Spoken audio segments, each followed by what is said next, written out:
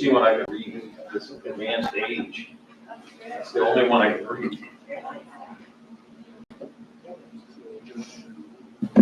Dean, the curve is not getting snow in the park. Well, good evening, everyone. Welcome to Harbour East Community Drive. No, Harbour East Marine Drive Community Council this evening. We have quorum and we are going to start our meeting this evening. I will call to this meeting to order and offer up our land acknowledgement. The Halifax Regional Municipality is located in Mi'kma'ki, the ancestral and traditional lands of the Mi'kmaq people. The municipality acknowledges the peace and friendship treaty signed in this territory and recognizes that we are all treaty people. I will call for a motion to approve the minutes from January 9th. Councillor Austin, second by Mancini. Call for the question. Mancini. Call for the question. All in favor? Aye. Opposed? No. Okay, that motion carries. Clerk, do we have any additions or deletions? There are no additions or deletions from the clerk's office. Committee members, any additions or deletions? No. We'll call for a motion to approve the agenda as presented. Moved by Hensby, seconded by Mancini, and call for the question. All those in favor? Aye. None opposed. That motion carries. Business arising out of the minutes, we have none. Call for declaration of conflict of interest.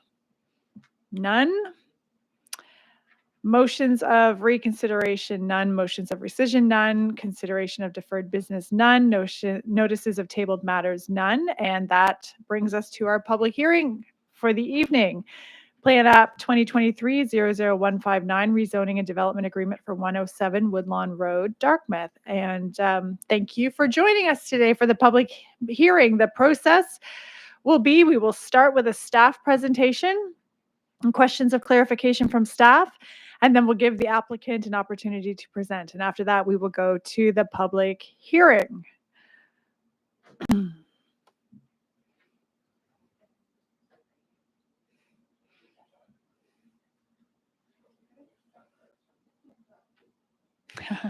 And Madam Clerk, did we receive any additional correspondence for this public meeting since the beginning of the meeting? Yes, correspondence has been received for item 10.1.1 and distributed to Community Council. Wonderful. Thank you very much. And we have Dean McDougall from our Planning and Development. And whenever you are ready, thanks for being here. Thank you, Madam Chair. Good evening, members of Community Council. My name is Dean McDougall. I'm a planner with HRM, and I'll be providing the staff presentation for planning application 2023-00159. The applicant for this planning application is ZAP Consulting, Inc., and the location is 107 Woodlawn Road in Dartmouth. And the proposal is requesting to build a 5-story building on the site. And the type of planning application is twofold. It's requesting a rezoning and also a development agreement to enable the proposed development. Some site context, the property is outlined in red on the two images on the screen. You can see where the property is located in relation to, oops, thank you. I'm looking at this screen, not that one.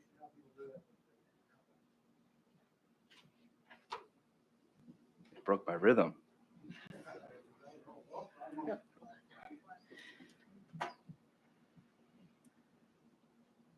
It's the way it's set up. Oh, yes, okay. And then just hit slides. And That was confusing because it was on. I know. Okay, thanks. Thank you.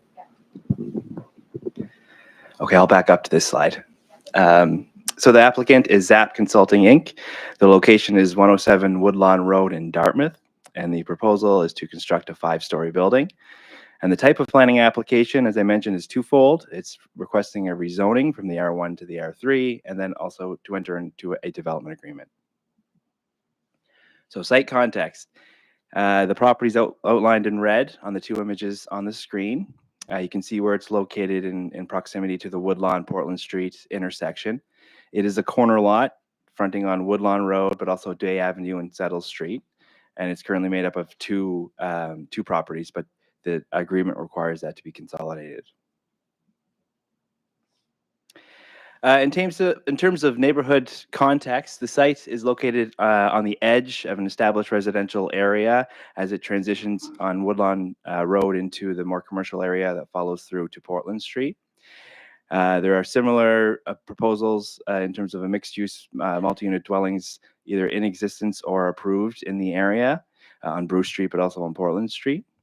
There's several parks located in the immediate area, as well as a grocery store and a library. In HRM, we have 3 levels of documents that help guide the development in our communities, and I'll go quickly over just a quick overview of those. We'll start with the regional plan and the subdivision bylaw. This document lives 30,000 feet in the air, and it looks at all of HRM, and it identifies and guides for population growth and the investment of services like transit, piped water, and sewer should occur. And then we have the community plan. So we zoom down closer to a very specific geographic area. And so for this community plan, it's known as the Dartmouth Municipal Planning Strategy. And this community plan gets a little bit more detailed about what type of uses can happen where. And it's also in this community plan where planning applications are enabled. So it identifies uses that could be considered, but they have to go through the planning process, meaning they need to have community consultation and approval by council. And then we have the land use bylaw, and this is the most detailed document we have. This is where the zoning lives. It outlines the zoning on your property and the specific regulations that any built form has to follow. And if this document, if you meet the requirements in there, you don't need any special approval from council. You can get a permit from a development officer. This slide here outlines the process of a planning application. As you can see, we navigated our way through when we are at the public hearing. Following council's decision tonight, there is a 14-day appeal period. I'll quickly go over some of the highlights of the property in terms of the planning aspect. So it's serviced by municipal water and sewer. It's currently zoned R1, the single-family dwelling zone. It's designated residential in the community plan. Its existing use is a commercial use, a convenience store. And there are several enabling policies within the community plan that allows this application to be considered. So I'll speak to those policies right now. The first are the IP1B, C, and J. They allow council to consider the rezoning from the property to R1 to R3. And then enabling policy IP5 permits council to enter into a development agreement for an apartment building in the R3 zone. And then lastly, enabling policy C2. This authorizes council to consider commercial uses for the property. The staff report outlines in greater detail how this proposal and staff's opinion meets all those policies within the community plan, but sort of high level here in a summary for the presentation. This slide outlines the things that council must consider in rendering their decision on the application.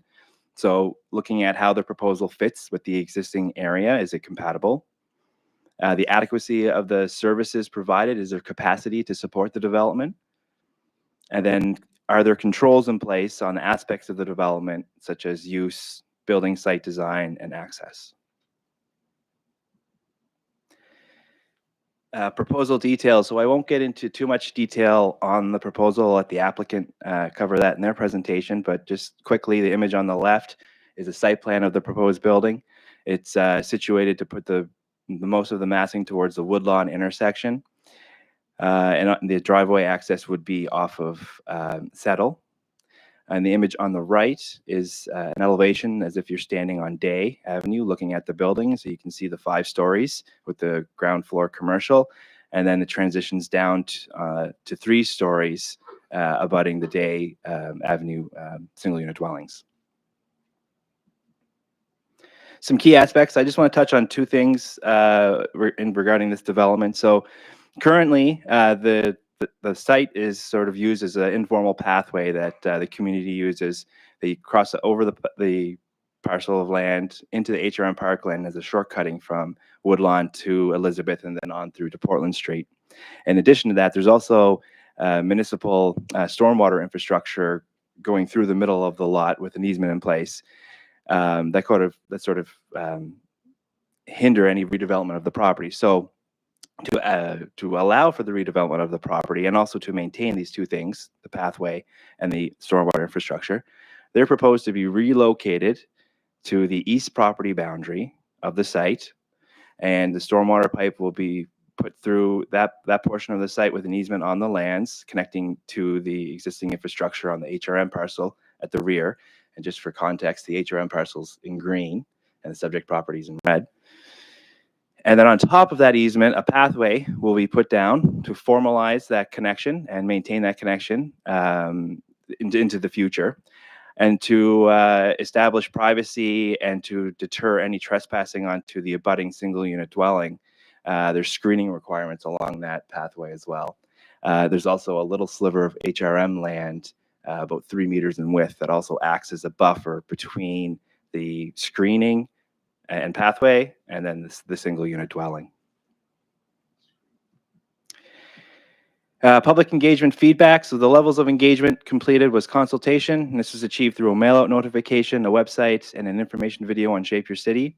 In terms of the statistics on that engagement, so 124 notifications were mailed out, 1,000 or just over 1,000 web page views were hit for the website. 31 individuals viewed the information video on the Shape Your City webpage, and 9 individuals contacted HRM Planning either by phone call or email on this application. And the concerns raised for this application, traffic and parking concerns were raised, stormwater impacts, the protection needed for single unit dwelling communities, as well as landscaping, buffering, and privacy issues associated with the proposal. So elements of the development agreement. The agreement puts controls on height, so it allows for a 5-story apartment building with commercial uses on the ground floor. The height, siding, massing, and exterior design, there's controls within that agreement for the building. It allows permitted uses within the building being residential, but also ground floor commercial. And then the commercial uses are specifically listed out in the agreement, and they're considered to be neighborhood uses in nature. It requires a unit mix, a residential unit mix of a minimum of 20% of the units to be 2 or more bedrooms. It requires amenity space. It has controls on the site access, location, and parking areas.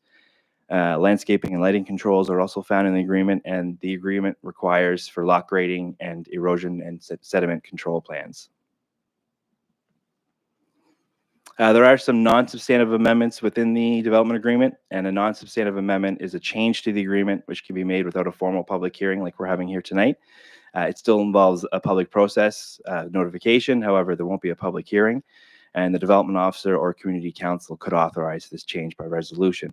So the non-substantive amendments within the agreement proposed are changes to the exterior design materials, changes to allow for the conversion of the ground floor commercial to residential units, changes to alter the residential unit mix requirement within the agreement, and then also the extension to the dates of commencement of completion and development of the development. So staff recommendation. So the staff recommendation contained in the staff report was arrived after a detailed analysis of all the policies in the regional and local municipal planning strategies. And staff recommend that Harbour East Marine Drive Community Council approve the proposed rezoning and proposed development agreement. Thank you. Thank you very much. Now I'm going to ask if any members of Community Council have questions of clarification. Go ahead, Councillor Mancini. Thank you, Madam Vice Chair. Dean, thanks for the presentation as always. Excellent. I have a few questions, 3 actually. You talked about some of the feedback was concerns around trafficking, right? So do you know where we are with the Woodlawn functional plan? Because we are looking at that street and how to manage the increased traffic. Through you, Councillor, to the chair, I'm not aware of where we're at the Woodlawn plan, but the Portland Street Cole Harbour functional plan that I'm aware of, that's still in the works, Okay. which will impact this area, but I don't know the status of the Woodlawn. So we have 2 functional plans that are on either side of this property that are being worked on to address any increased traffic. So we'll have to share that with the community once we more details. You alluded to the new pathway being designed and the going around the building and going near an abutting property. You used the term screening required. Can you explain to me what that screening will be? Do you know at this point in time when that screening will be? Oh, thank you. Yeah. So can you just point on the screen? I don't know if you have your cursor there, but you can see where folks can see where the red line is. That's where the proposed development is, and the new path is on the right of that. Correct, Dean? Yeah, you have a pointer. I know that your pointer, I don't think it shows up on No. the screen. So on the right of that is the new path. there we go. Correct? There we go. Sorry, yes, I have the cursor now. Yeah, there you go. So And this, so yeah. that property, the abutting property next to it, Mhm. you talked about screening. Can you describe what that screening actually is? I absolutely can. I'll read directly from the agreement for that, for the purposes of that. Yep. So it allows for options to the developer, and the three options available are a continuous coniferous hedge of at least 1.8 meters in height, or an opaque fence, the same height, or a masonry wall, 1.8 meters in height. So those three options are available to the developer to choose at detailed design regarding the fence. So is that up to the developer then? They should choose one of those three. Okay. Yes, well, that's correct. I'll have a question for the applicant when they come forward on that one. And the last question that I have is, was there any shadowing study done for this property?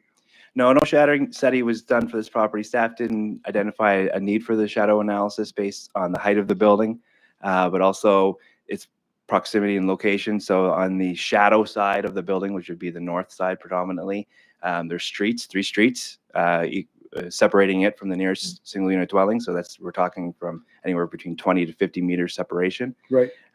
So based on those factors, we didn't think that the impact of the shadow would be warranted enough to do a study. And I would also highlight that there is no policy requirement to look at shadows, and no policy requirement to protect the private spaces of Right. the individual units around it. So But if there's a certain height though, then there's a requirement, correct? not in this area, no. There's Oh, no it depends requirement. on the area that it's in. Yeah, it depends on the land use bylaw. So For in that the area. regional center, there are requirements for buildings over a certain height to provide shadow studies. Okay. But those shadow studies are designed to protect public spaces to ensure there's not shadowing on municipal parks, not necessarily private properties. And typically when shadowing study is done, they're usually buildings of a higher height though. Yes, Is that they are. correct? Yeah, higher heights where a long or casting shadow would be provided, not Okay. necessarily in a 5-story building Okay. such as this. Appreciate that, Dean. Thank you, Madam Chair. Thank you very much, Councillor Austin. Thank you, Ms. Chair, and can add one little piece just fresh from budget discussions yesterday. Councillor Kent did ask about the Portland corridor when she was up, that study plan, and staff yesterday said that that's coming this year, so we should all know more what's coming on that to come. I wanted to ask just about, and I haven't followed it as closely as my colleagues who represent those areas, the suburban plan. Is there been any kind of policy direction on this site as part of the work that's underway there? Or is Well, that this- like getting ahead of it myself here? Through you, Chair to the Councillor, this is within the BRT, Bus Rapid Transit Walkshed. So it would be one of the first areas identified under the suburban plan, but nothing's been released regarding what the potential new policies are to regulate the land. But it is within an area that is meant to see greater change based on the Bus Rapid Transit future placement on Portland Street. Okay, so question 2, in the same vein with this, my understanding of the suburban plan, like the marching orders, is we have to get that done this year. Was there any consideration of just holding this and directing them to the suburban plan, similar to what happened in the regional center at a certain point with applications? Not for this one. It's considered an enabled application. Until the policies of the day are taken away, the applicant has the right to apply, and staff bring it forward to council for further decision. So, Okay, thank you. All right, thank you. I don't see any, oh, yes, go ahead, Councillor Mancini. Oh, no, sorry. Oh, okay, well, please pay better attention.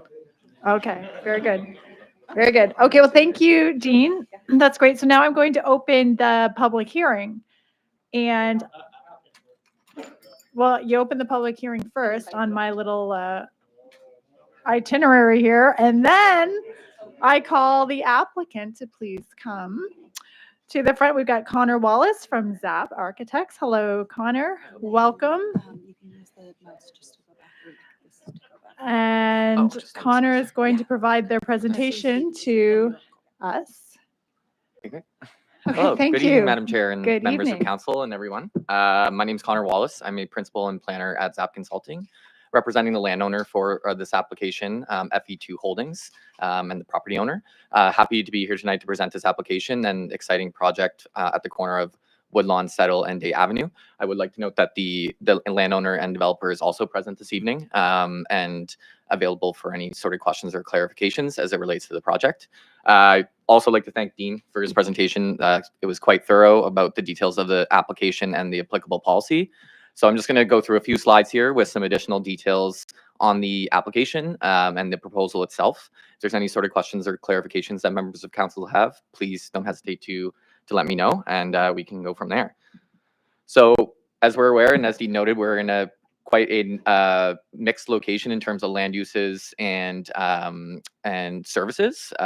So I won't spend too much time on this slide, but lots of things in the works in terms of functional plans on Portland Street, mix of daily amenities and uses within walking distance of the site, and HRM parkland as well.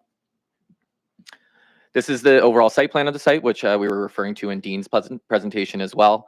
I'm going to go through kind of a few components of the site plan here, but the overall development is a 5-story mixed-use development. It is consisting of kind of two built form components. The 5-story form is the larger kind of rectangle here oriented towards the corner of Woodlawn Avenue. And then the building contains a 3-story portion that is located along Day Avenue. This portion is set back from the street, and you can see that the setback is proportional to the setback of a lot of the residential housing that's typical along Day Avenue and within the residential community surrounding the area. And what that allows for is these units to have direct grade-related access to the street with kind of front porches that could be landscaped and designed at more detail at the permitting stage should this move forward. But these would have kind of that front porch type arrangement for those residential units. And then to the rear, these units would also have rear access to terrace spaces. Both the front and the rear of the development is access from includes barrier-free access. So the main access to the building exists off of Day Avenue, which we'll have some photos on in a couple slides. However, also to the rear where the pathway is located connecting up to Day Avenue that Dean was speaking to in his presentation also includes a ramp that takes you up to the entrance to the main lobby of the building. So for residents or visitors that are coming to the building from this space, there's that access up through the ramp to the main entrance to the lobby. The commercial component of the building is oriented towards the intersection. So that would have its own separate entrance to be determined whether it would be oriented towards Day Avenue or Settle Street. But the idea is that that corner is really oriented as the commercial corner of the building, and the residential lobby is more so centered within the building itself. The driveway access is oriented towards on Settle Street, furthest away from the intersection, and provides access to an underground parking facility as well as a loading area for the commercial use. I was speaking about the portion of the building that was set back along Day Avenue to kind of replicate the traditional setback that exists along that street line. There is some privacy screening not only proposed along the pathway, but it's also proposed along this property boundary where the parking entrance is located. And then there's also these pathway connections, bringing connections from the building. Primarily up in this corner is where an exit from the building meets grade. So there will be a pathway connecting that out from exiting purposes, as well as a connection from where the pathway meets the site in the bottom here out through the driveway to Settle Street. And lastly is the pathway connection that's going to be formalized through this development, relocating public stormwater infrastructure to the eastern portion of the site, formalizing a pathway there that really helps enhance that connection across the property and through HRM land towards Portland Street. And here's the elevation of the building. This is the elevation that Dean is showing. That's from Day Avenue. So you can see here that the two portions of the buildings are quite distinct in terms of this being the 5-story portion oriented towards Woodlawn Avenue, and this being the 3-story residential portion that's set back from Day Avenue with the front terrace. This here represents that kind of entrance that exists between the commercial space and those residential units. So right here, is where the main residential lobby is located. So that can be accessed from the front or rear of the building.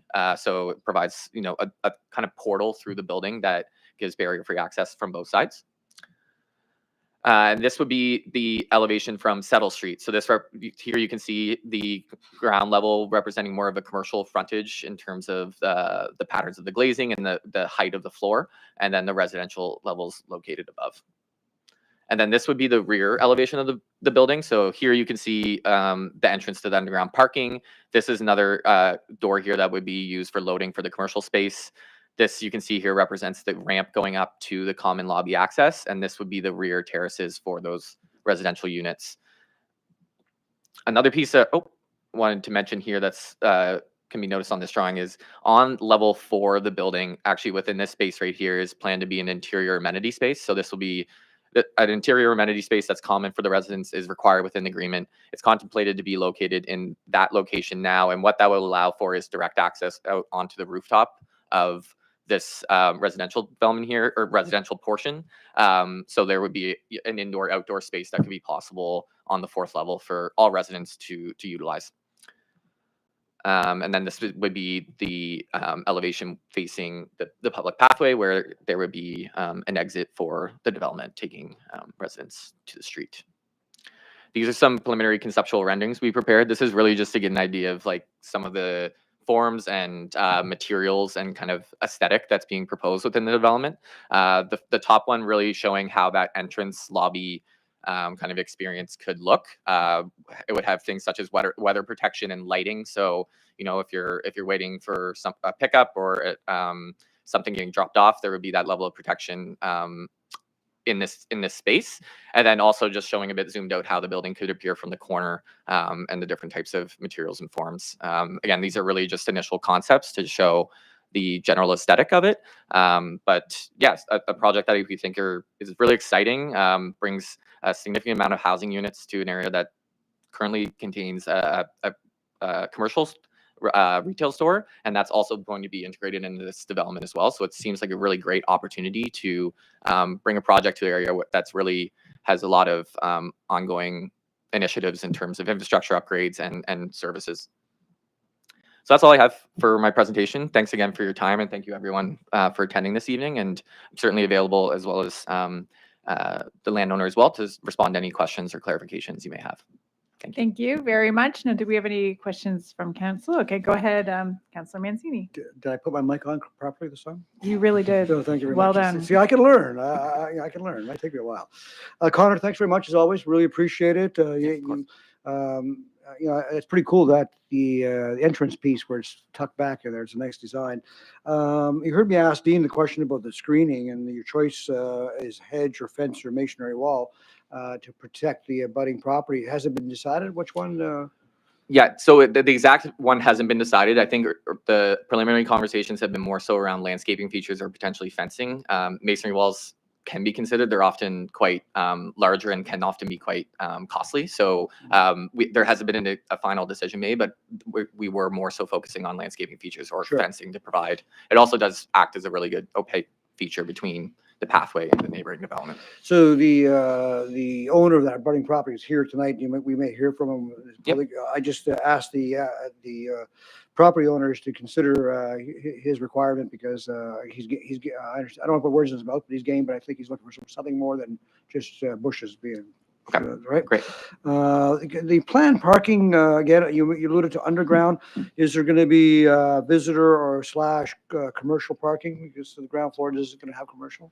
So at this moment, the parking is intended to be primarily for the tenants of the building. The commercial use within the building is intended to be that neighborhood kind of retail convenience store type use. So they aren't intending to provide parking for patrons of that store specifically, to my knowledge. They're hoping that there's a lot of walking patrons and things like that they do see often at the store today that would be utilizing the space. And the intent here is to develop significant amount of parking on the site would require digging significant amount of parking levels, which is quite costly and has quite an environmental impact. So the intent here is to provide one level of underground parking beneath the building. But due to the site's proportions and scale, there's a certain amount of parking, limited amount of parking that can be within that single level. So we're proposing around, I believe, 20 parking stalls within the building. And that's what can be achieved within that one underground level. And those would be dedicated to tenants. And the remaining of tenants and commercial demand would be looking at alternative modes of transportation for access. Maybe this is a Dean question. Do we know if is there street parking on Day or Settle? Yeah, I would refer to staff on Okay, that, but I'll I come do back on believe that. that there is Okay. street parking available, yes, as well. The question that I get from a lot of people that have reached out to me about this applicant is simply, well, is the convenience store coming back? So do you know if that's a plan as one of the commercial options? Yeah, I don't know for sure if the exact convenience store is coming back. As Dean mentioned, the agreement does contemplate more of that kind of neighborhood style commercial and retail uses. And the space has been designed in terms of its proportions and size to really could accommodate that type of use. But I haven't received confirmation that that exact use is going in the space yet. Okay, last question I have, Madam Chair, EV chargers, are there going to be any inside for the tenants, and will there be any, well, I guess you've already answered the outside, will there be any for the commercial use, but that's a no, but will there be EV chargers for the tenants? I'm not sure exactly if that would be provided. It's not something that is required within the agreement. I think something that certainly we would take forward and note as something that to consider moving forward, and I would relay to the landowner, but something that hasn't been officially added into the agreement yet. Yeah. I would ask the landowner to consider the screening options and lined up with maybe the neighbor, and also have consideration to at least have one EV charger within the building. Yeah. Thank you, Connor. Yeah, of course. Appreciate it. Thank Cheers. you. Madam Chair. Thank you very much. Go ahead, Councillor Austin. Thank you, Mr. Chair. Just two questions, and I think they fit into the more optional place, but they are kind of best practices. If this were in the regional center where we have modernized our planning, you wouldn't have 5 stories straight up. You'd have to go up and set back. Did you, when you were doing the kind of conceptualizing the design, did you contemplate step backs on the building? Yeah, so we were looking at, and often when we were looking at these agreements, even in Dartmouth, where the guidance around built form is a bit more general through the policy guidance, we are often referring to the more recent built form requirements as a guide as we're developing our designs. Within the regional center, there buildings that are 5 stories or less actually don't require street wall step backs. So with this being at that 5-story form, we felt that it was aligned with that built form framework. If this was to be getting into more of that mid-rise or tall mid-rise form of 7, 8, 9 stories, that's when there's often a 3-story street wall that's identified. So in this case, because we were within that 5-story framework, we felt that combined with the proportions of the building on the site and the 3-story portion that's kind of set back towards Day Avenue was an appropriate treatment. But we do also feel there's alignment with the built form requirements that have been more recently adopted as well. Okay, thank you. We might have just increased that to by another story. Yeah, originally I believe it was well, before it was switched to stories, it was meters. But yeah, it basically at that trigger, it doesn't require street wall step back. So we are working kind of within that similar type form and height framework. Okay. Yeah. So then my other design question is just where you, I mean, this is kind of it's a pretty prominent kind of corner, just the way that intersection is and the bend and everything. Did you consider a corner treatment for the building itself, right? Like to take advantage of the fact that it is a bit of a landmark sort of site? Yeah. I think there's a couple ways that we approach that. Maybe not necessarily in a literal sense with a very kind of literal feature, but what a couple things that we did is we took that 5-story portion and kind of oriented the mass towards the corner to really have a prominent mass at the corner of the site to create that street wall and commercial street front condition at the corner. So that's a way to really highlight that corner feature. And then within the building itself, we do have, and I can refer back to some of the slides here, these kind of bump outs and protrusions for the balconies that represent kind of these architectural features. So, and one is oriented right at the corner as well. It is a bit more subtle, and you can see it here. This is kind of the representation of the corner treatment. It's also represented on other parts of the building, but we really wanted to highlight at the corner kind of how that balcony can wrap around. So I think there was an approach to it. It was just maybe a bit more subtle, and through form and some treatments and materials and balconies is kind of the way we looked at it. Okay, I'll leave it at the, it would be nice if the commercial door were right on the corner, if it's a corner store. Thank you. Of course. Thank you. Thank you. Councillor Austin, go ahead, Councillor Hensby. Could you go to the slide that has the footprint of the building? Top, right. Presently now you have 3 driveway entrances, one off of Settle, one off of Bidet, and one off of Woodland Avenue. That prominent corner that Councillor Austin talked about. I assume the developer responsible for the re-landscaping. You're removing 2.5 or 3 of those driveway entrances, and one of them on day has a large concrete pad going up to the asphalt. So I assume that will be all lifted and landscaped by the developer. Yes, to my knowledge, the way the agreement's structured and through the permitting process, when it's developed and the street condition is reinstated both along Settle and Day Avenue, those previous driveway cuts would be filled in and reinstated to a sidewalk condition with landscaping. And give an opportunity to have some kind of prominent feature there in the corner. The other question is, with the provincial government asking us for minimal planning standards and stuff, and asking us to limit commercial space to 25% of ground floor space, how does that impact this particular development? So with this particular development, there is a requirement for a portion of the ground floor to be commercial space. So at the moment, if we were to this were to be approved and we were to proceed to permits, that commercial space would be required at grade. With that said, there is flexibility in the agreement through a non-substantive process for that commercial space to be converted to residential. So should there be circumstances changing that there's more demand for residential uses or commercial space may not be as viable, there's that opportunity through a non-substantive amendment to introduce residential units entirely on the ground floor. At the moment, though, a portion of it is required for commercial uses. Thank you. Okay, I think that's all for questions Great, thank you. to yourself. So thank you very much again. And now we will open up the speakers list. So speakers can participate for a maximum of 5 minutes. Please keep your comments respectful, on topic, and directed to the chair. The clerk will hold up a yellow sign when you have 30 seconds remaining. And when your time is complete, the clerk will hold up a red sign. And after everyone on the list has been given an opportunity to speak, I will call 3 times to see if there are any additional speakers. So I will call the first 3 speakers in order. And we have first Don White, Cecil Mullen, and I think this is Diana Dillon.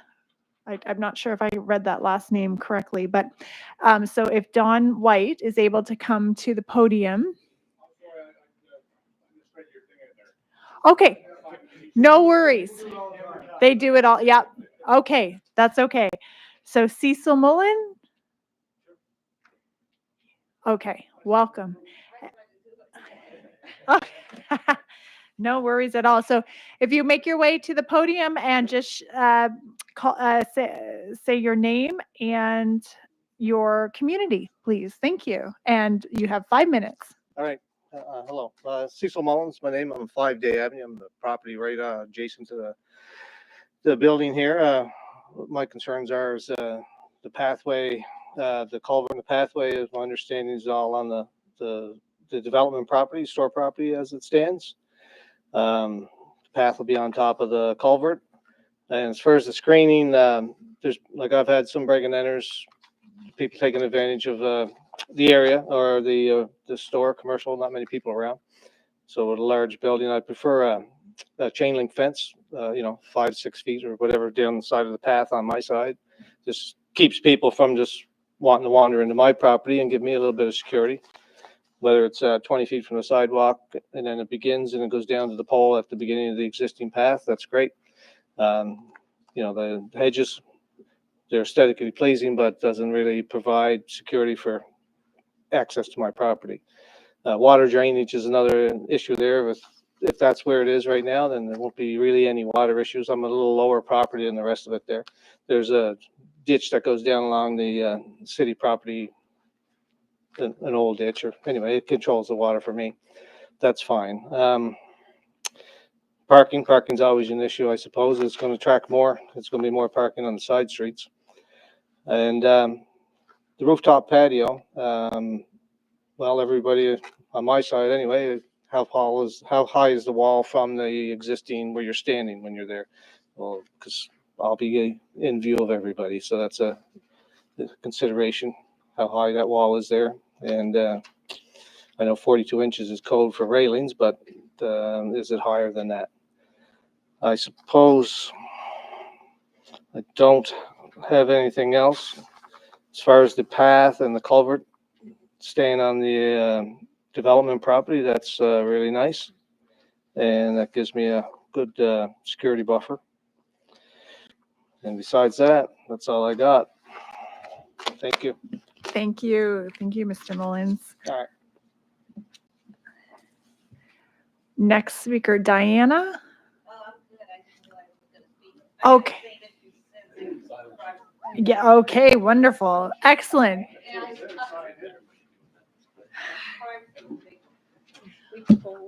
Is there anyone else here who would like to speak? Yes. Oh, okay.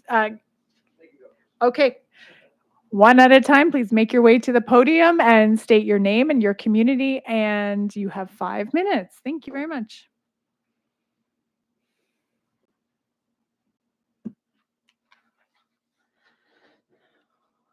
Thank you, Madam Chair, and thanks, members of the Community Council. My name is Keith Dodge, and I live on Settle Street, number 5, and just a little ways, sort of kitty corner to the proposed property. So I only have 5 minutes, so I just wanted to bring a couple of things to council's attention and to the applicant. Little surprised that this property has gone from 4 stories to 5 stories. I think we here in the community, while we may not be opposed to the development, it felt like a little bit of a bait and switch, and so that makes us concerned about what other things and what other flexibilities are within the agreement, which we've heard here tonight. Discussions about commercial property with the option to go to residential and vice versa. So I want council to think and let the applicant know that residents are, concerned, about the amount of flexibility that could be inside the agreement should this go ahead. Also, I think one of the biggest misses that we see in the application is parking. The building structure looks wonderful, 5 stories, 39 units, 20 parking spaces.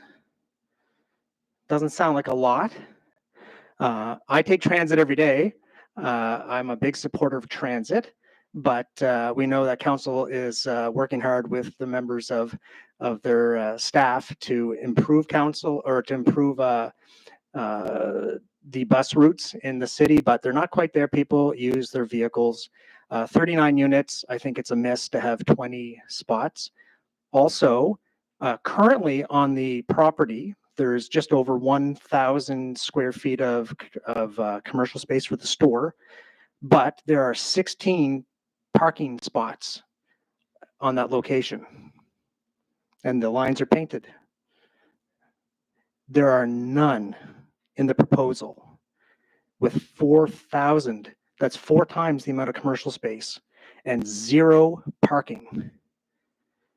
Oh, actually, they're considering having Day Street and Settle Street as the parking lot, right? Settle Street has no sidewalks.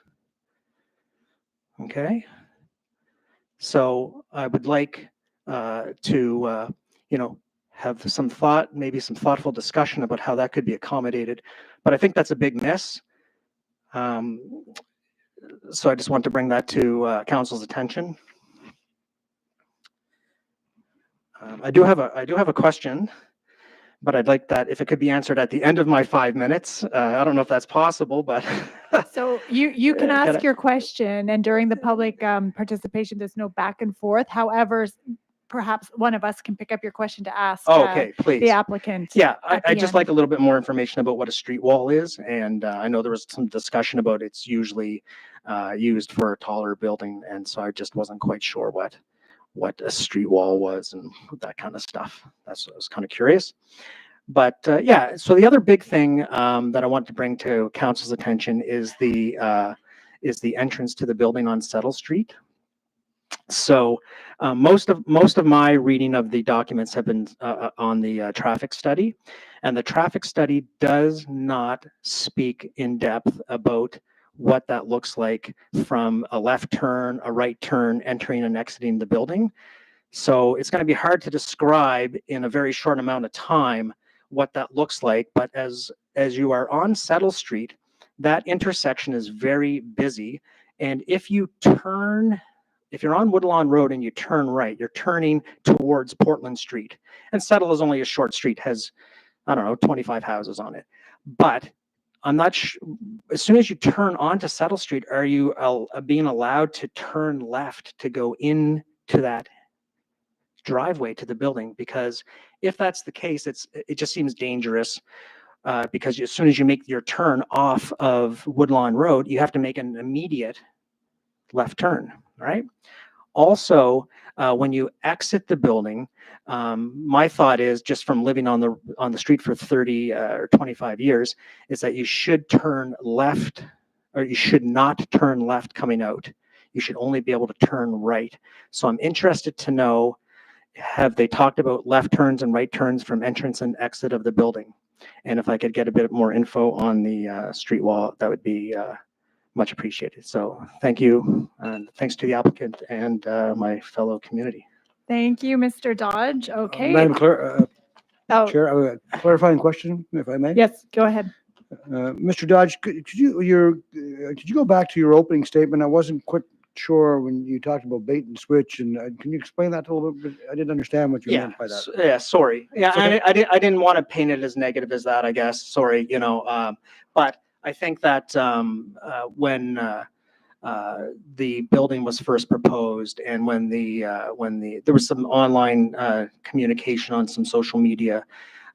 Must be true that it was on social media. Well, it was by the Diab family, but they, and they've tried to do some good community Right. engagement, I think, to let people know. They let them know that this was happening tonight, for example. But it was a 4-story building in 2023, and there's a sign out in front of the property currently that showcases the drawing as 4 stories. So it's the issue of how to go from 4 to 5. Right, and I don't even Okay. know how Yep. council approves that. I have no idea how Okay. that happens. And so that brings up a lot of concern with the agreement that's in front of everybody. Hey, what kind of other things and leeways, right? There's a lot of legality and there's a lot of leeway. So that was my thought. Yep, I understand now. Thank you. Yep. Yeah. Thank you, Madam Chair. Yeah. Thank you very much. Okay, thank you, Mr. Dodge. And if anyone else would like to come up and speak, now is the time. Yeah, go ahead. Go ahead. Okay. So if you could please state your name and your community, and you have 5 minutes. Good evening. My name is Pat Martin. I'm actually a resident of Elizabeth Street. I had a couple of questions. The first thing I want to say is that I support the entire concept of providing greater access, and the density is one way of achieving that. I certainly hope it stays in step with the plans that HRM has for being able to provide an adequate level of service to the greater density. To that end, I just had a couple of questions.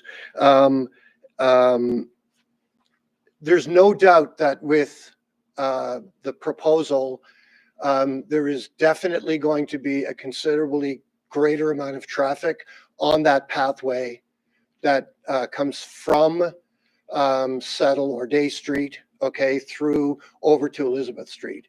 That pathway ends on a street, which will no doubt become I believe, either a parking,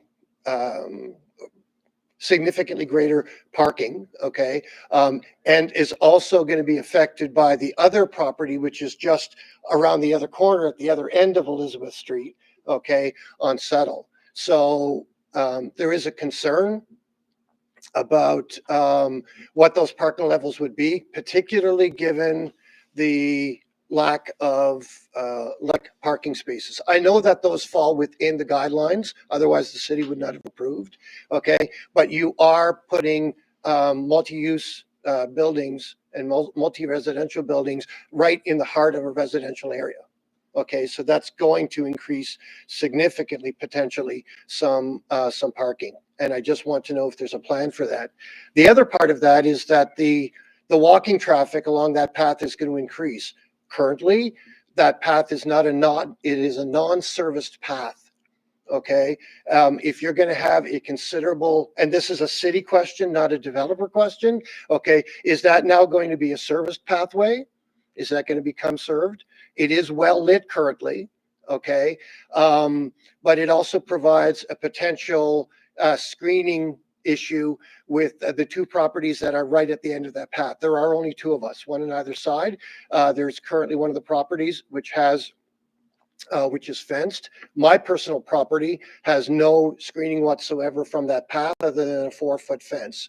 And given the amount of traffic, okay, that the privacy issues that would be involved in that may become considerable. I would suggest that with Superstore and the majority of the shopping areas and service areas that are on Portland Street, that is going to exponentially increase the amount of foot traffic.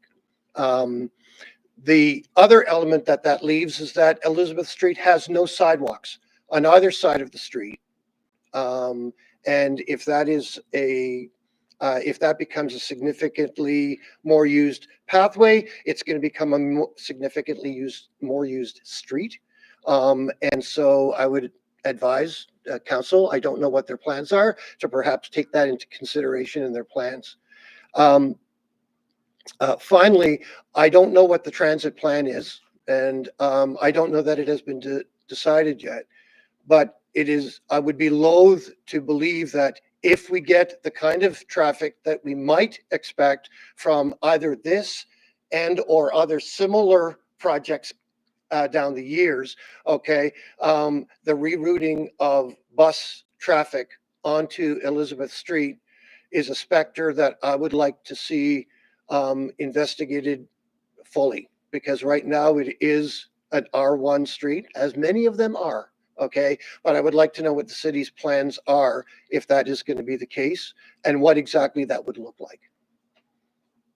Again, yes, thank you very much for your time.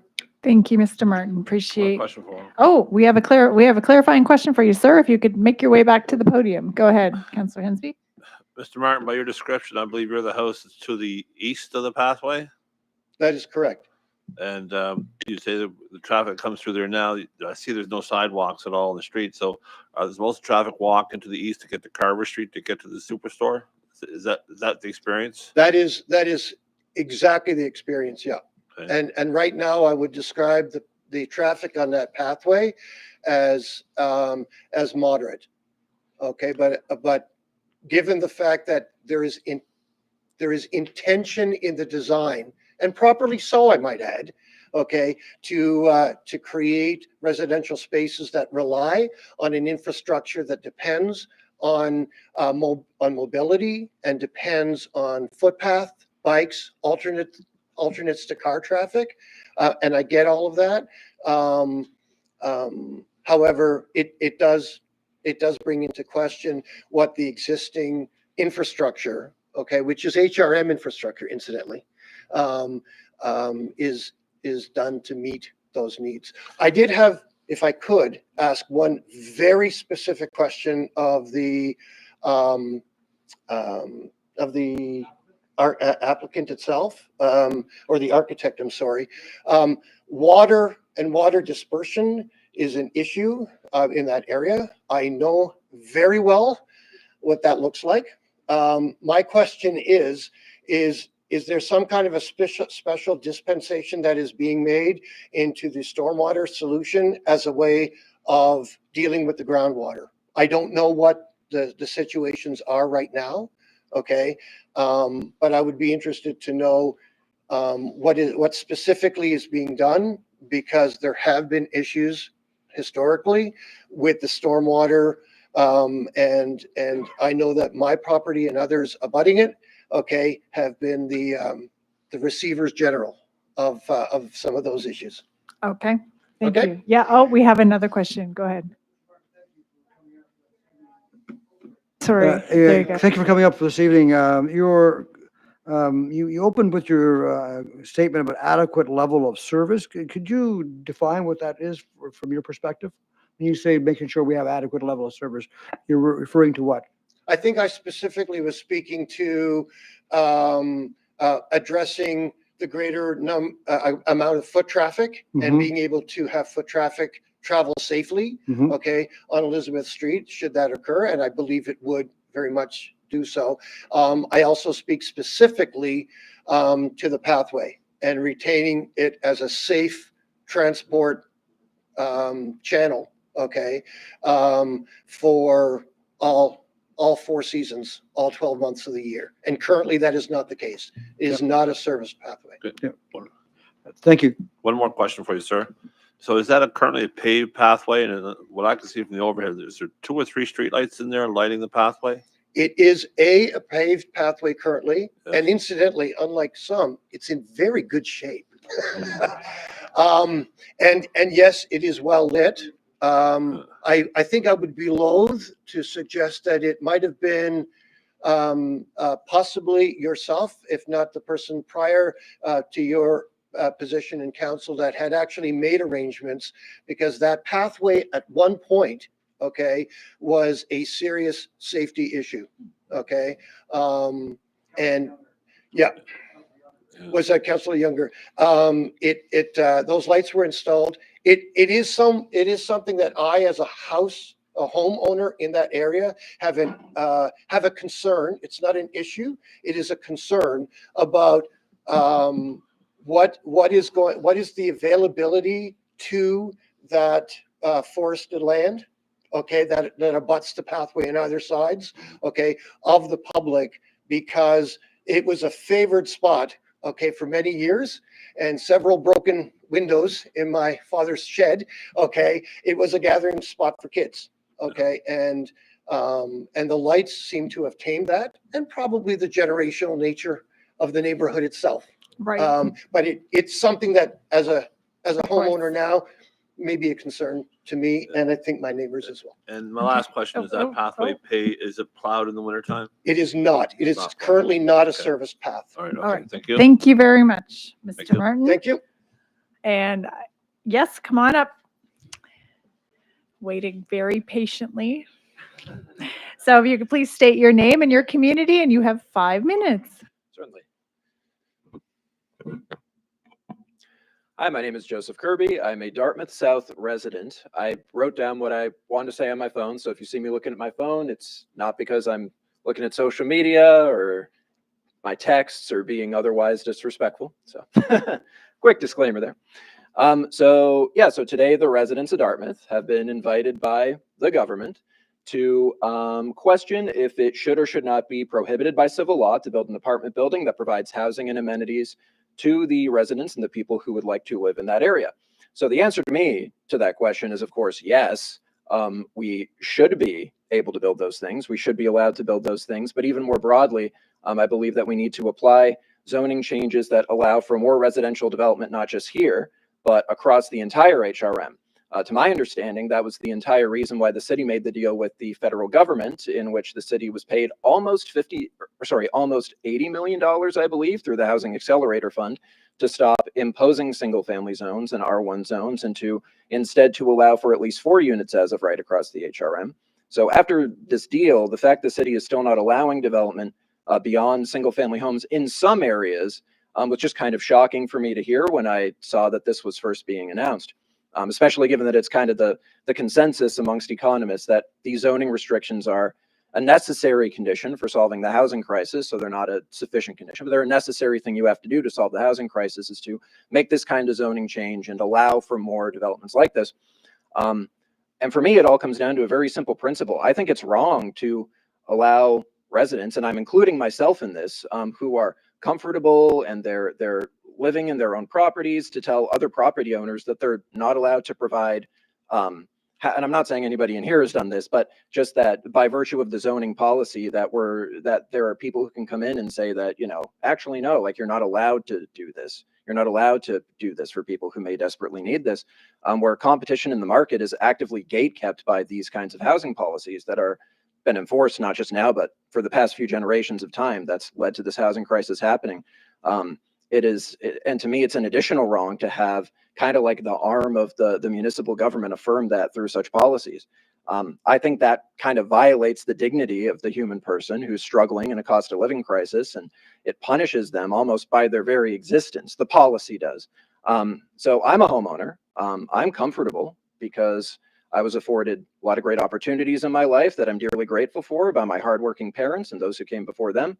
Every night when I go to bed and I say my prayers, one of the things I pray for is that someday the city doesn't invite me or people in my situation, someone who's in that position, to have to come in to speak in favor of those who don't have those opportunities, who don't know that these hearings take place, because it would simply just be allowed to as of right for that population, rather than stalling homes from being built by obstructing their development with zoning policies such as this. It's not my business as a comfortable homeowner to determine what could be life or death for some people who are not homeowners, who may be facing eviction in their apartments because they're getting more and more expensive, and might want to live in this new development, because when they're in other apartments where their competition is sort of gate kept from them. Now we have a situation where they're being run by landlords who can get away with price gauging because of these zoning policies, gatekeep their competitors. It's wrong to me, period. So in conclusion, please allow this development, make the zoning change, and if you could, abide by the deal made by the federal government. If there's any other zones like this, please allow at least 4 units as of right across the entire city. Ideally, I would like there to be more than that, but 4 units, I'll take it. So yeah, thank you. And that's all I have to say. Thank you. Thank you very much, Joseph. Are there any other speakers who would like to speak tonight? Yes, sir, come to the podium, and if you could please state your name and your community, and you have 5 minutes. It's Paul Robertson. I'm on Elizabeth. I'm across the path from Pat. I just have 2 questions, not questions. So I'm assuming, based on what I'm listening to, that there is absolutely no commercial parking. So if I want to go to the corner store, there's no parking there for me, right? Just on the side streets. I'm assuming that's correct. So will that, I guess that'll naturally lead to you're not going to need the whole bottom for commercial, because who's going to set up shop there when you can't even park? So when the 39 apartments becomes, say, 45, how many children going to school are accounted for in that? So we'll take your question here. Yeah. And one of us will relay it to that. So sorry, can you just repeat that question again? So you're wondering about schools? How many I'm children? wondering about how many children have been accounted for in the plans, because they're all going to go to the same school or the same 3 schools. And if the residential now is going to increase, because you said you're not going to need a meeting for that. You're just going to make the residential can go up based on no public consultation, right? I think in the permitting stage, we can get our staff person to kind of clarify that. Okay. At the end, for sure. Okay. Thank you, Mr. Robertson. Is there anyone else who would like to speak? Anyone else who, yes, sir, come to the podium, please. Oh, did you already speak? Oh, I'm sorry. They're only allowed 1 time. Oh dear. Very sorry. I know these are the very strict rules around here. Would anyone who hasn't spoken yet like to speak? Would anyone else like to speak? And 3rd time, would anyone else like to speak? All right. Call for to close the public. No, we're not doing that. Oh my goodness. Read my agenda here. Now, okay, so now I would like to, the applicant has an opportunity to come up and address any points raised by the speakers. So go ahead, Connor. Thank you. Okay, working okay. Thank you. Yes, I was just taking some notes by some of the comments that were brought up this evening. So I'm going to try to cover questions, but if there's anything that maybe members of council picked up on that I'm not covering, please remind me.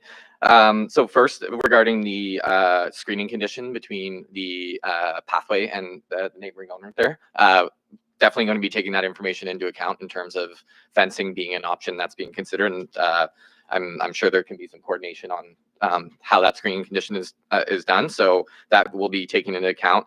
In terms of the rooftop amenity space patio, I know there's a comment just relative to kind of the parapet or railing height there. There's 2 elements that for that patio will provide some privacy or screening between it and neighboring properties.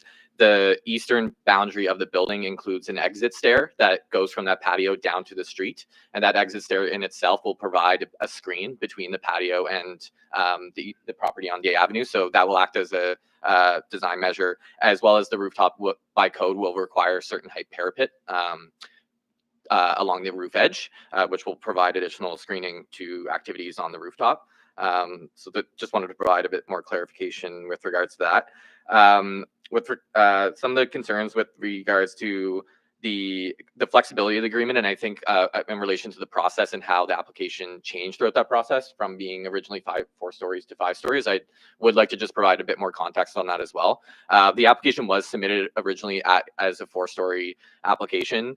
The intent behind this application, tying back to it, some of my responses to Councillor Austin, was linking this form to kind of that maximum permitted height in the regional center that's allowed without requiring a street wall. And prior to changes, that used to be more of a 4-story form. And through this application process, there was amendments made that changing from measuring height of buildings into meters to stories, and that had since identified as 5 stories being the appropriate form for buildings without street walls or step backs. So that's what led us to altering our proposal, and it is now representing 5 stories for that corner portion. The 3-story portion has been proposed from the beginning. That hasn't changed, but that's just, I wanted to provide a bit more context around what led to that change, and that was throughout the course of the application process.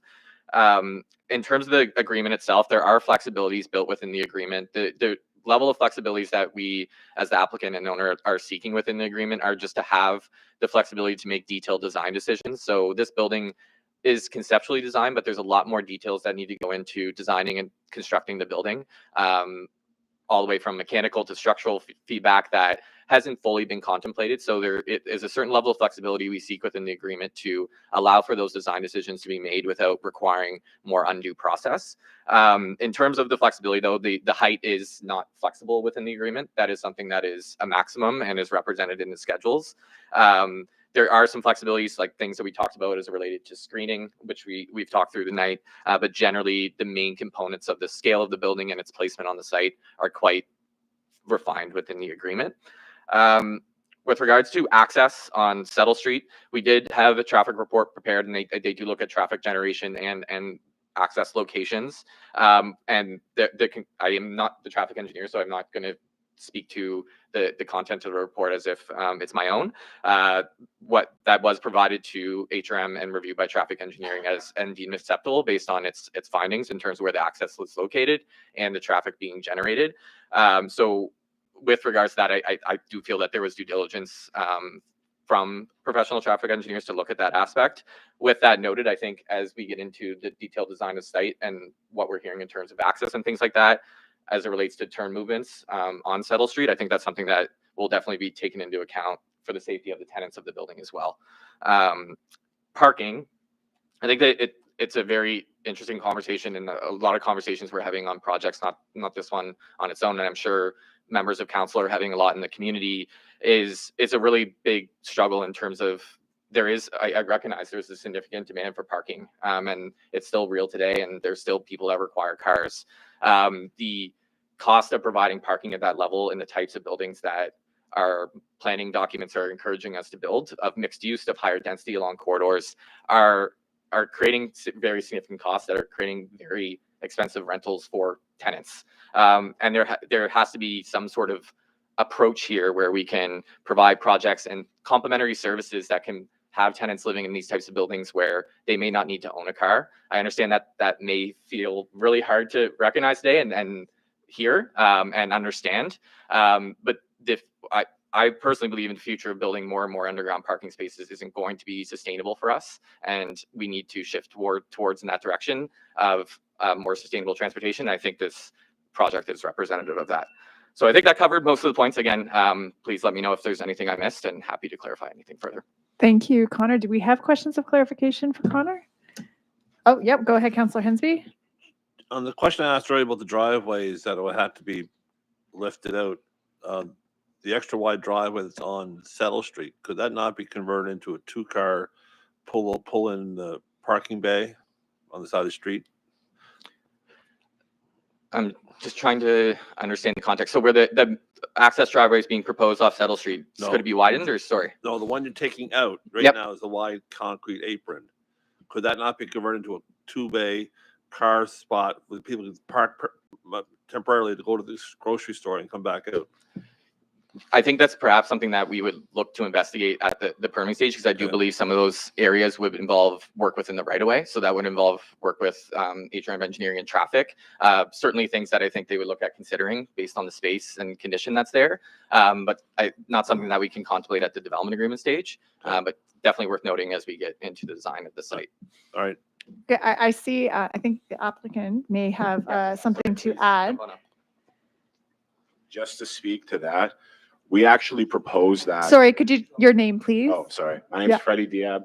My father and uncle actually own the store and the property that's there. So actually, first of all, now that I have the mic, I actually really appreciate everybody coming out. This is super beneficial for everybody. It's not just a figure of speech. This is a really good tool for us to actually see and learn what people think in the area. We also live on Elizabeth Street. You know, I used to ride my bike on that pathway. I probably travel that pathway more than anyone. So we're from that community. So A, it helps us to hear what people are saying around us, and B, we obviously don't want to do something that we think is negative, considering how long my family's been there. But just to go back to this question, we had actually proposed to the city to have surface level parking, and HRM Traffic and Engineering told us no. So I just want to put that out there. They were for that neighborhood community use, walking convenience, and also the 4,000-ish square feet, whatever it is, of commercial space doesn't necessarily mean it's one commercial space, like one convenience store or one grocery store or whatever it is. There's multiple uses that fall under that umbrella: office space, municipal office space, whatever. So yeah, it's not just convenience store where you see the traffic in and out. And yeah, we actually had proposed surface level parking, especially for those accessible units right on the first floor. But HRM Traffic or HRM Engineering was kind of swerved us away from that as we were going. But again, I mean, that's definitely something we could look at later on. So Thank you. Thank you very just much. Oh, we have another question of clarification. Sorry, just the parking piece there that you were talking about. Are you meaning like surface level, like in the right of way, or surface level on the property that you were kind of steered away from? The right of way meaning where the pathway Like is going to go? the street, like the HRM property, like in front. No, on our property. On your property. Okay. The building is set back on the 3-story side in line with the houses going up the street. I'm not sure at 30 feet or 40 feet, whatever it is. It's more than enough for parking for the store or for people living there, whatever it is. But as we were going through the design process with staff, actually not with Dean, but with the planner we had beforehand, they kind of veered us away from that because they're encouraging more walking, like walking convenience and bus travel, which we thought, okay, if that's what your guys' recommendation is, then that's kind of what we'll go with. But yeah. Thank you. Okay. Now we're going to close the public hearing. We closed first. Tony, do you have the agenda or do I have the agenda? Would someone like to close? Thank you. Okay. Thank you very much. Okay. Public hearing is closed. I am reading the agenda. Yeah. So all in favor of closing the public hearing? Okay. Public hearing's closed. Right. Thank you. Dean, would you like to come up and address any of the points that the speakers raised?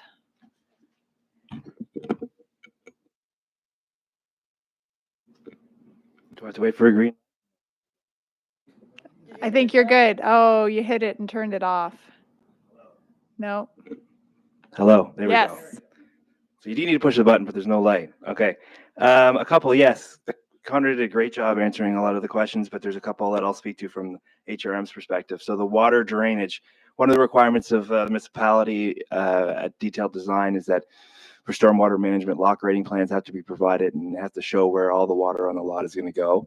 It cannot go from one property to another. It has to go from the property to the street and to the municipal infrastructure. And there's also the requirement to balance pre and post water flow. So the water flow after the site is developed has to be the exact same as it was currently.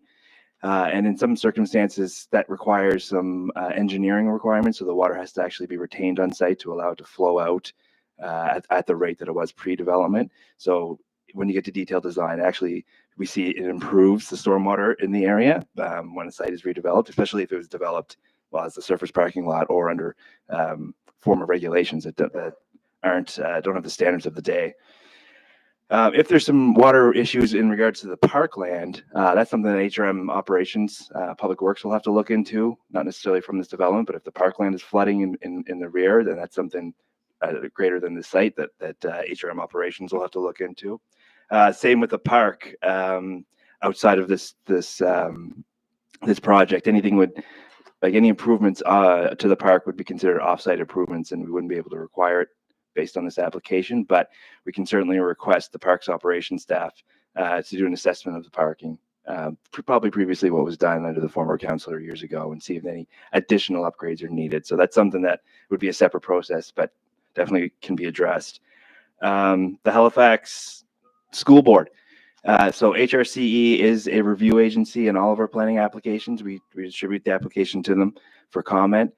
In the circumstance here, they provided some comments back. There was no concerns regarding the proposed units as is, and they provided some additional detail that'll help me answer the question about should the units increase. So according to HRCE's comments, all the schools in the area are under capacity, and they actually have a ratio that they applied to multi-unit dwellings that sort of help them plan for how many students could come into their school system. And the ratio for a multi-unit dwelling is, I just had the page, but I lost it 1 second.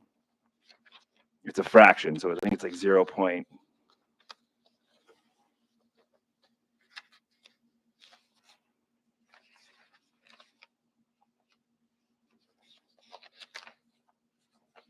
There it is.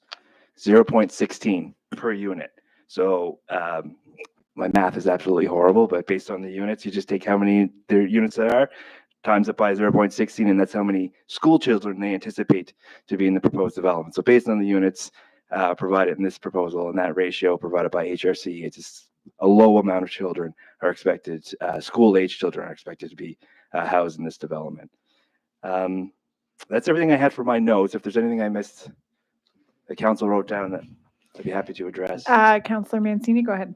Thank you, Madam Chair. Dean, could you, the applicant came up and talked about in their application, they wanted to put surface parking and accommodate commercial. So would we, I don't know, not you, but we've said, no, don't do it, or they would just advise them? That's surprising to me. Well, that was news to me, but I wasn't party to that conversation and negotiations. But if it was coming from HRM's engineering department, I'm confidently say that their comments would have been driven by the Red Book and our design guidelines. So anything would have come through safety.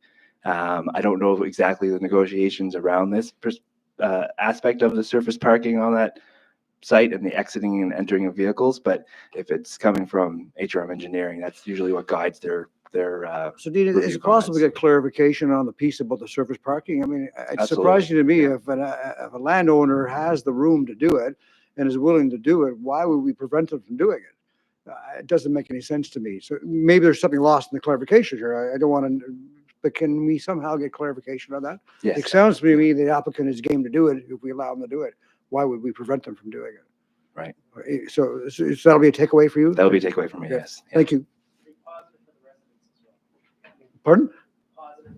Yeah, absolutely. Yeah. No, positive for everybody. Makes sense. So we'll get clarification. All right. Yeah. Thank you, Dean.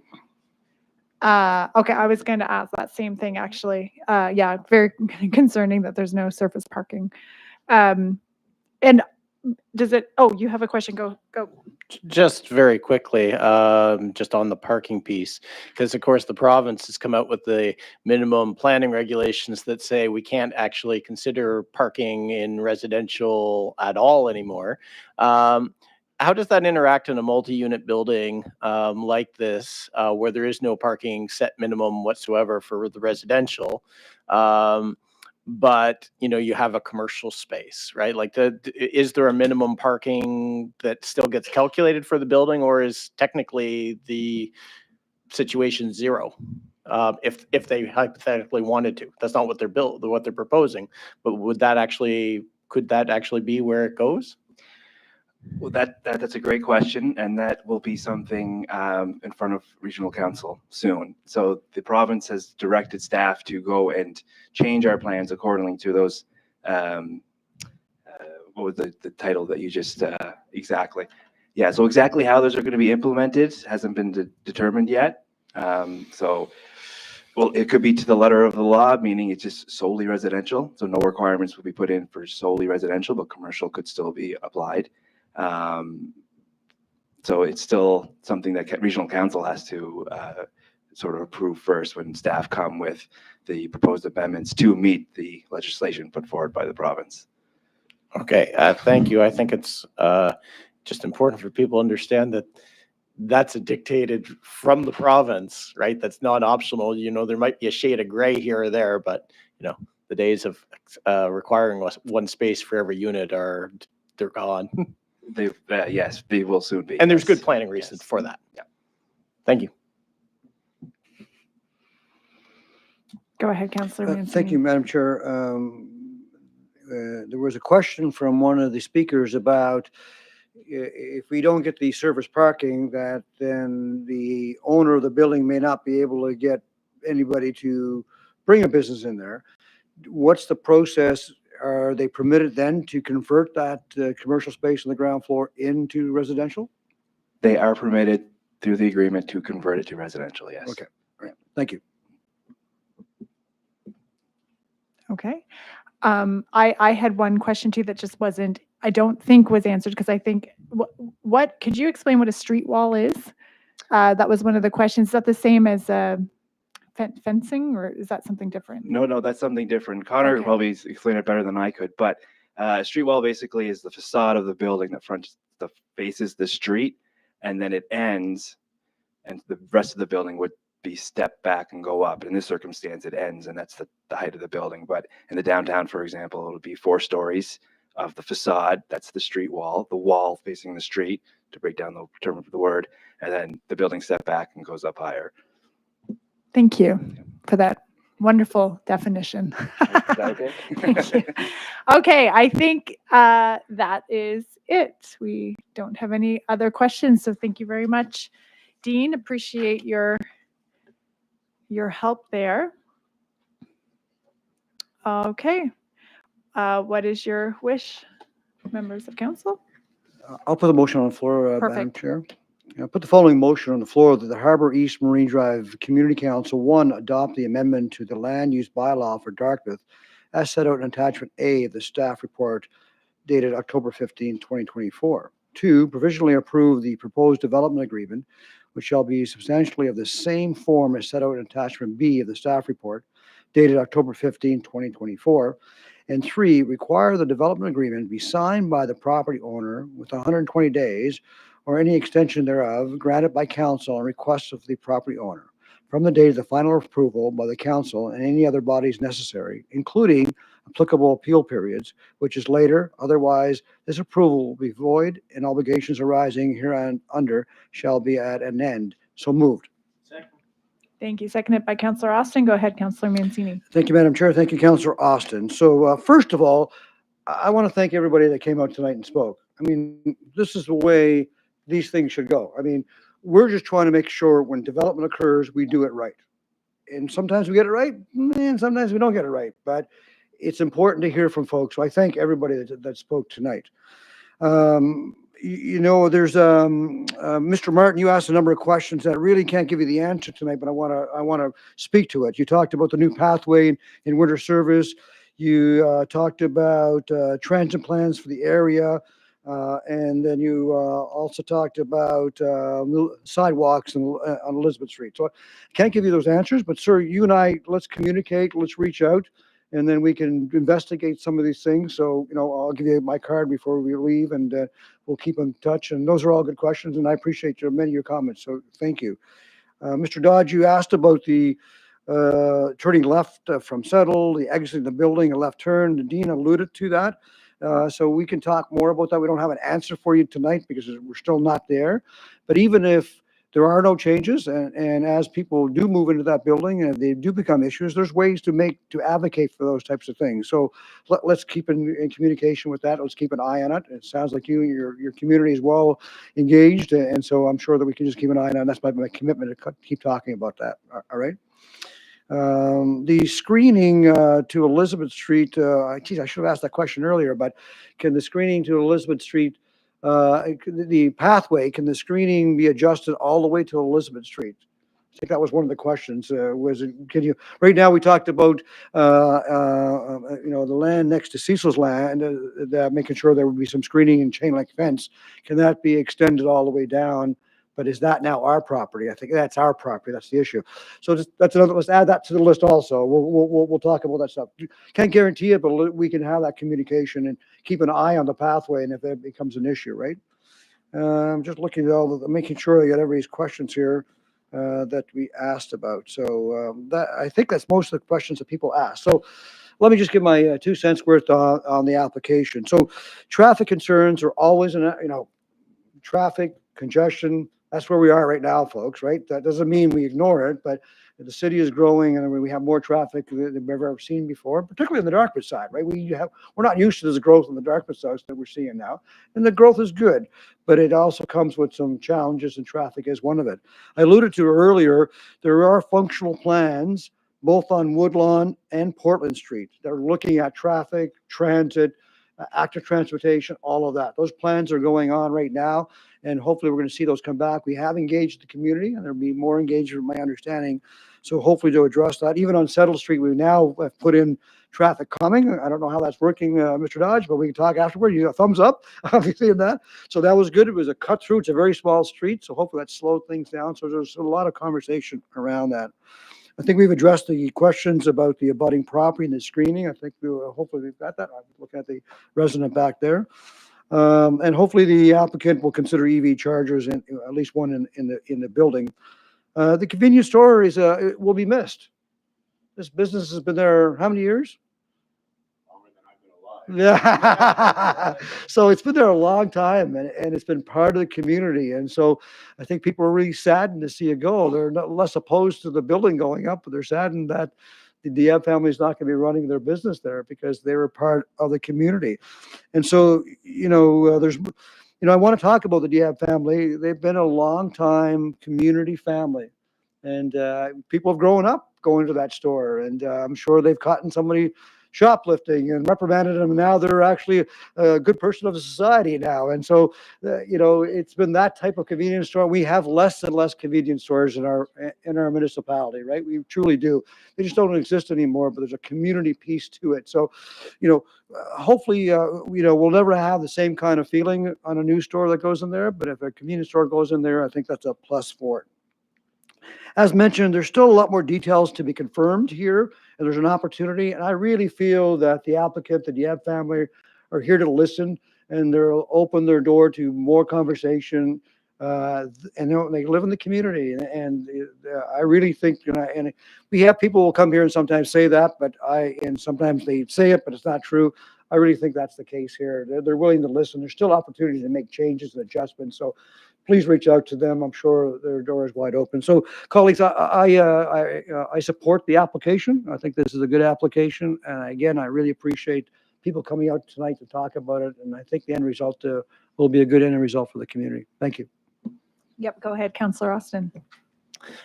Thank you, Mr. Chair, and thank you everyone who came out tonight. I'm going to support my council colleague, Councillor Mancini, in this. I think what we have here is a it's a good site. It's, near transit. It's in an existing commercial hub. And I think what they've come up with is a fairly reasonable development scale proposal for what that location is. And, I wasn't going to buzz in, but, I've kind of impressed this evening by the caliber of the feedback we had and how much the needle has moved on, people's awareness, I think, around there of where we are regarding housing and growth in this municipality. Because in past public hearings, it wouldn't have been unusual for, people to express concern about, well, what are the type of people that might be living in that building, and, can't we put this somewhere else? And that wasn't what we heard at all. We heard reasonable questions and debate from people like, how is this going to affect my property? Where's the parking for the commercial business going to go? And I think these were all reasonable concerns. So I'm good job Woodlawn tonight. So I just wanted to express that because it hasn't always been the case with some of our public hearings. Thank you. Thank you, Councillor Austin. I know I've had a bounce. Mr. Councillor Mancini's been a bouncer for me in one particular public hearing. So don't mess with Mancini. Okay. Okay. I guess I don't see any more. Yeah, I'll call for the question. Okay, all in favor, signify by saying aye. None opposed, and that motion has been accepted. So congratulations. Congratulations.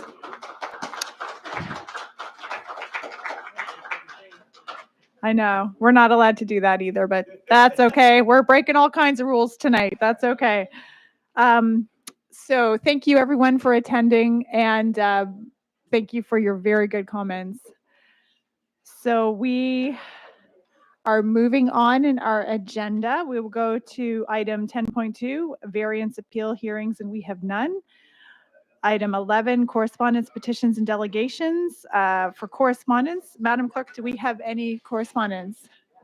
As previously noted, correspondence was received for item 10.1.1 and distributed to Community Council. Thank you. That takes us to petitions. Have we received any petitions? No petitions from council. Presentations?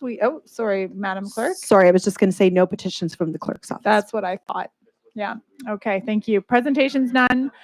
Public participation. Is there anyone in the gallery who would like to speak to a different matter? Not this matter, a different matter of municipal concern.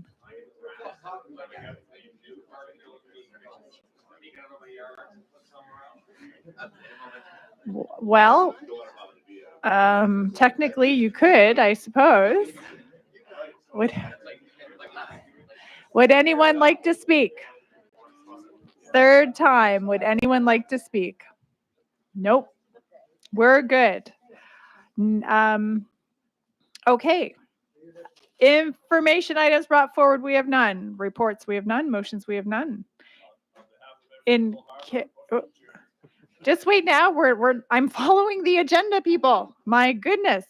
In camera, we have none. Added items, we have none. Notices of motion, we have none. The date of the next meeting is March 6, 2025. And now we can adjourn.